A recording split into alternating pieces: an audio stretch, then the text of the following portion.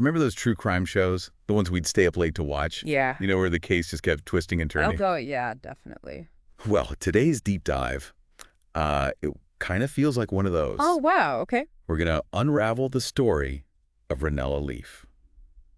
This woman suspected of murdering not one, Oh, my God. but 2 husbands Wow. over 14 years. That's a long time. Yeah. So was she just incredibly unlucky?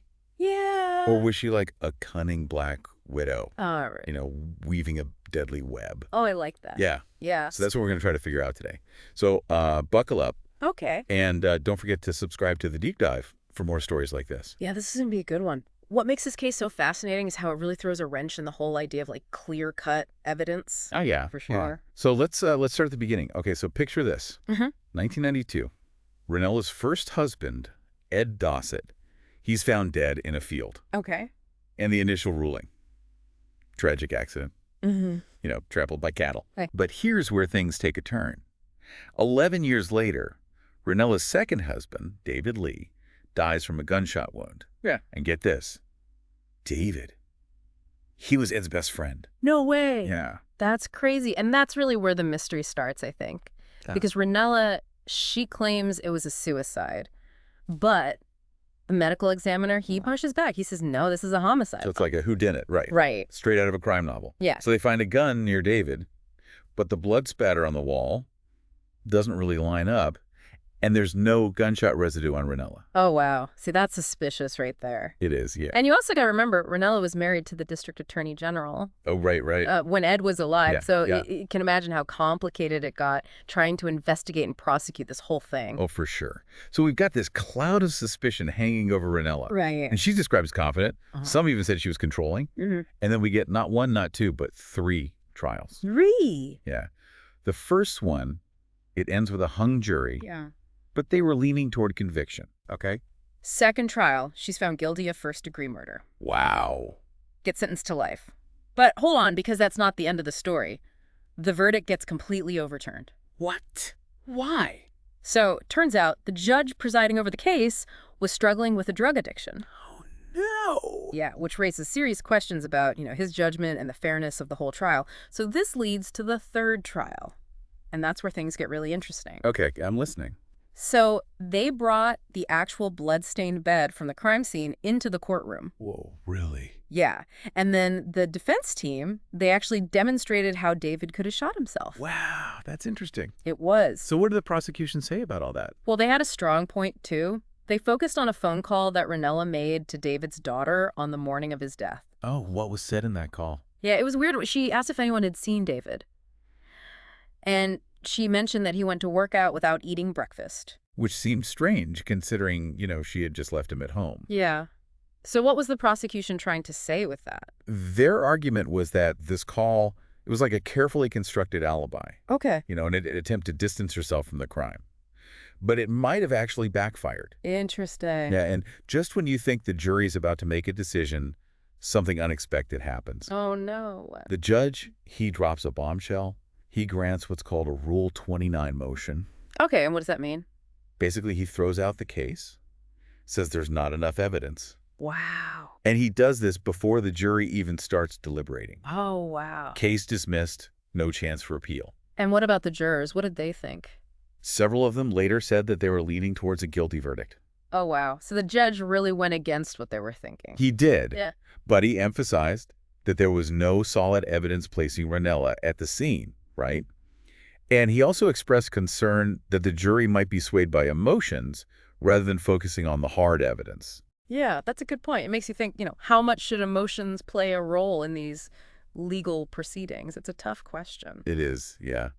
And it's not the only one we have to consider in this case. Yeah. Remember Steve Walker. Steve Walker, refresh my memory. He adds another layer of complexity to this story. So Steve was involved with Ranella's first husband, Ed Dossett. Okay. He was actually married to Ed's secretary. Oh, wow. And they had a son together. But years later, Steve finds out that his son, he was actually Ed's biological child. Oh, my gosh. Talk about betrayal. Yeah. So where does Ranella fit into all this? Well, a few years after Ed's death, Steve accused Ranella of attempted murder. Wait, hold on. So this woman, she's been connected to 2 suspicious deaths and an attempted murder accusation. This is getting wild. It is. So what happened with the attempted murder? Steve claimed that Ranella drove him out to her farm, Okay. supposedly to talk about the affair. And he says she pulled out a gun, threatened him, even fired shots. She shot at him. Yeah, but missed. Wow. And what did Ranella say about all this? She had a very different story. She said that she found Steve acting erratically near Ed's grave on her property. And she said she only fired warning shots into the ground, just to scare him off. So basically it's her word against his. Exactly. And that's what makes this whole case so difficult to unravel. It really is. It's like trying to piece together a puzzle with missing pieces. Right. Ultimately, Ranella, she was arrested and charged with attempted murder. Wow. But she ended up taking a plea deal. Oh, okay. Pleaded guilty to a lesser charge of assault. Okay.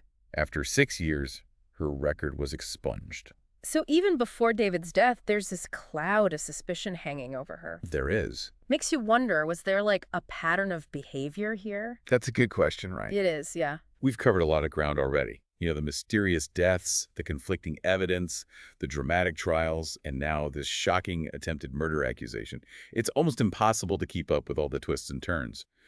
But there's still more to uncover in Ranella's story. So stick with us as we delve even deeper into this captivating case. I can't wait. This is crazy. It's wild, isn't it? Like you see forensic science on TV and it's always so clear-cut. But this case really shows you how it's not. Yeah, it's not like CSI, right? Exactly. It's all about interpretation. And experts, they can disagree, especially with blood spatter, bullet trajectories, Right.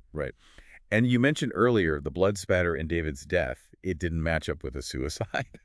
And then there's the missing gunshot residue on Ranella. Like, I remember that from all those crime shows. Yeah, that's exactly what the defense used. They had their own experts, right? And they said, hey, maybe David did shoot himself. This evidence isn't so clear-cut. Oh, didn't they, recreate the scene in the courtroom with the bed and everything? Yeah.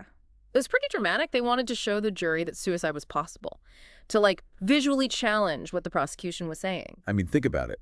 Convicted in one trial, overturned, and then the case dismissed in the third trial.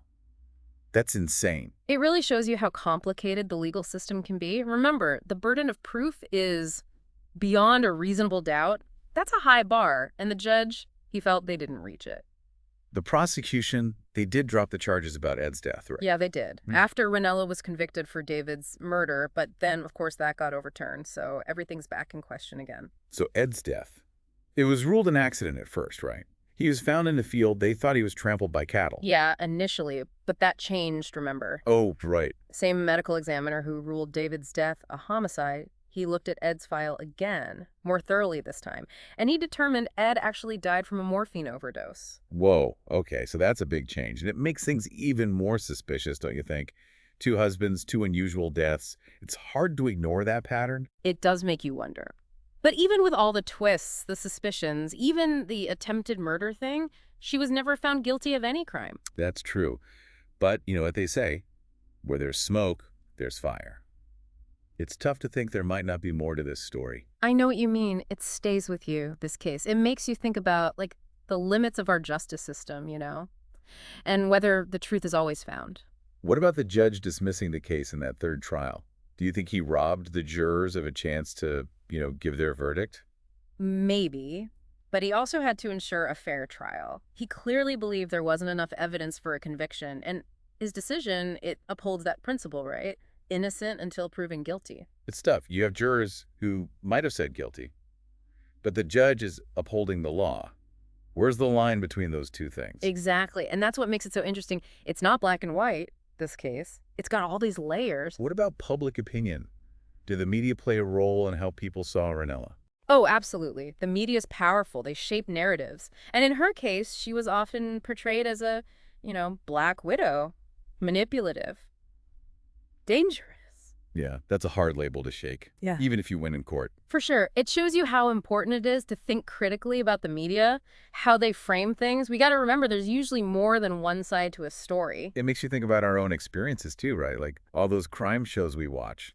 They must influence how we see a case like this. Yeah, totally. We all have these biases. From our experiences, what we've been exposed to, it's a good reminder to check those biases and be open to different ways of looking at things. This whole conversation is making me see true crime differently. It's not just about the mystery. It's about the legal system, perception, all those gray areas in real life. Yeah, I think that's a good takeaway. The Ranella Leaf case, it shows you that truth can be hard to find, justice is complicated, and things aren't always what they seem. Right. And before we move on, I want to say again, we're not here to judge. We're just presenting the facts, different views, the complexities of this crazy case. That's it. We want you to think critically, draw your own conclusions. So any final thoughts before we wrap up this part of our deep dive into the Ranella Leaf case? It's a reminder that there are no easy answers. Real life isn't a TV episode. There's rarely a clear resolution. So we're left with these questions, wondering about motives, the truth, and sometimes mysteries just aren't solved. It's fascinating and unsettling at the same time. Like, what if she did get away with it? Not once, but twice. And that's what makes it so captivating. The limits of the system, the evidence, the possibility that justice wasn't served. Years of legal battles, media frenzy, twists and turns. And in the end, she's legally in the clear. But public opinion, that's a different story. Will she ever escape that suspicion? Who knows? But for now, we want you to think about it. The facts, the different sides. Was she a victim? Or a black widow who played the system? It's a question that stays with you, even after the story's over. And maybe that's the most powerful part of it all. So we've really been digging into this Ranella Leaf case, huh? Two husbands, the suspicious deaths, the trials, even that attempted murder accusation. It's a wild It story. really is like a true crime thriller. Yeah.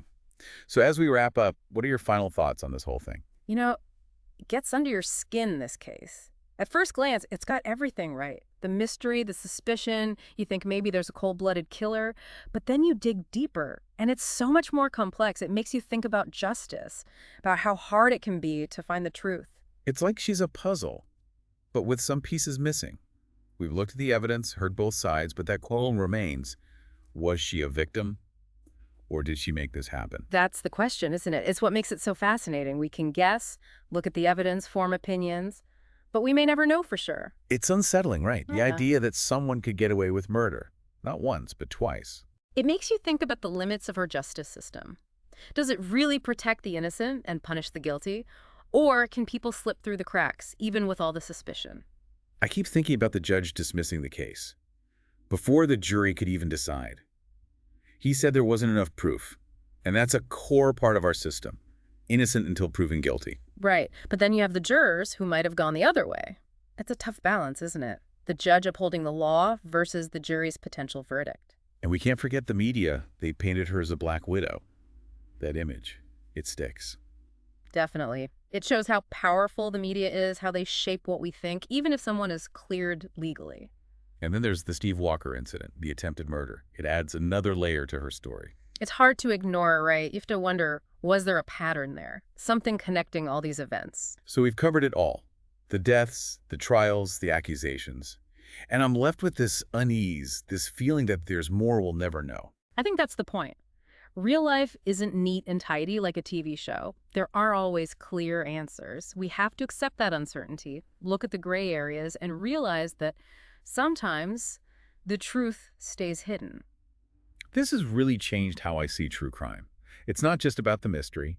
It's about thinking critically, questioning what we believe, being open to different possibilities. I agree. We all have biases from what we've seen, what we've heard. This case reminds us to step back, look at the facts, and consider all the angles. So where does that leave us? Ranella Leaf, legally, she's free, but the suspicion remains, public opinion, it might never really have a verdict. And that's the haunting part. Sometimes, even after the legal stuff is done, the doubts linger, the mystery continues. The Ranella Leaf story shows us that some cases never truly close. We're left wondering, searching for answers that might not exist. Chilling, isn't it? The power of the unknown, those unsolved mysteries. And that's where we leave you. Head over to our social media, tell us what you think. What was your take on Ranella Leaf, master manipulator? Or just unlucky? We want to hear your perspective. And until next time, keep diving deep into those mysteries all around us.